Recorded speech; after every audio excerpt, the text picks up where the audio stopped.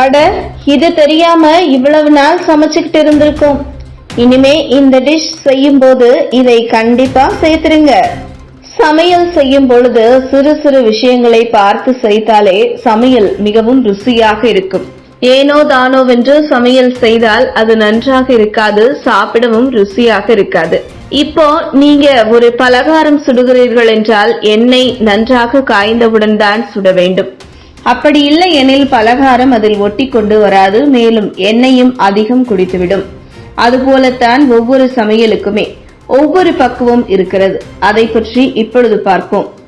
வெங்காய பக்கோடா செய்ய மாவு பிசையும் போது வறுத்த நிலக்கடலை பொடி செய்து மாவுடன் சேர்த்து பிசையவும். இதனால் பக்கோடா மொறுமொறுவென்று ருசியாக இருக்கும். சப்பாத்தி செய்து எண்ணெய் வடிகட்டியில் போட்டு மூடி வைத்தால் அடியில் உள்ள சப்பாத்தி வேர்த்து ஈரமாகாமல் இருக்கும்.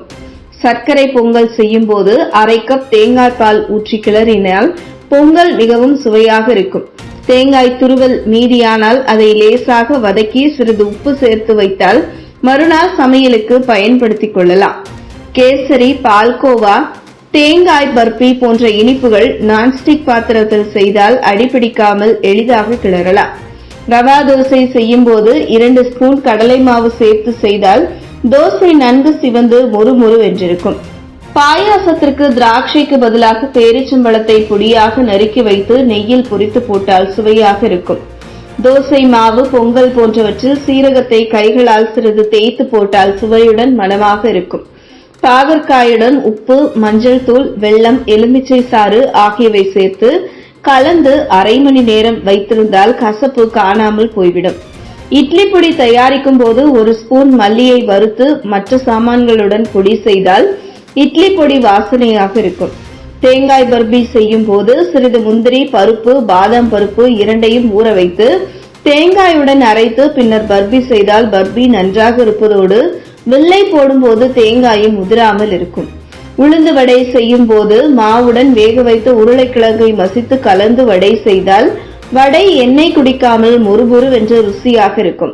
மிளகாய் வறுக்கும் போது ஏற்படும் நெடியை தவிர்க்க சிறிது உப்பை சேர்த்து வறுக்கவும். பூரிக்கு மாவு பிசையும் போது தண்ணீருக்கு பதிலாக 1 கப் பாலை சேர்த்து பிசைந்தால் பூரி ருசியாக இருப்பதோடு மிருதுவாகவும் இருக்கும். வாழைக்காய் மற்றும் வாழைப்பூவை நறுக்கும் போது கைகளில் பிசுபிசுவென பால் ஒட்டாமல் இருக்க கைகளில் உப்பை தடவி கொண்டு நறுக்க வேண்டும். தோசைக்கு மாவு ஊற வைக்கும் போது சிறிது ஜவ்வரிசியையும் சேர்த்து ஊற வைத்தால் தோசை நன்றாக வருவதோடு மொறுமொறுவென இருக்கும். எலுமிச்சை, தேங்காய், புளி, தக்காளி சாத வகைகள் செய்யும் முன் சாதத்தை ஒரு பெரிய தாம்பலத்தில் போட்டு நல்லெண்ணெய் ஊற்றி கிளற விட்டு ஆற வைத்து பின்னர் செய்தால் உதிரி உதிரியாக சுவையாக இருக்கும். துவரம்பருப்புக்கு பதிலாக பொட்டுக்கடலையுடன் வரமிளகாய், பூண்டு, கொப்பரை, தேங்காய் சேர்த்து பருப்பு பொடி செய்தால் பொடி மிகவும் ருசியாகவும் வாசனையாகவும் இருக்கும். தக்காளி குருமா செய்யும் போது சிறிது வெங்காயத்தை பச்சையாக அரைத்து ஊற்றவும். குருமா வாசனையுடன் சுவையாகவும் இருக்கும். உருளைக்கிழங்கு வேக வைக்கும் போது அவை வெந்ததும் வெடிக்காமல் இருக்க சிறிது உப்பையும் சேர்த்து வேக வைக்க வேண்டும். இதனால் உருளைக்கிழங்கு வெடிக்காமல் நல்ல பதத்துடன் இருக்கும்.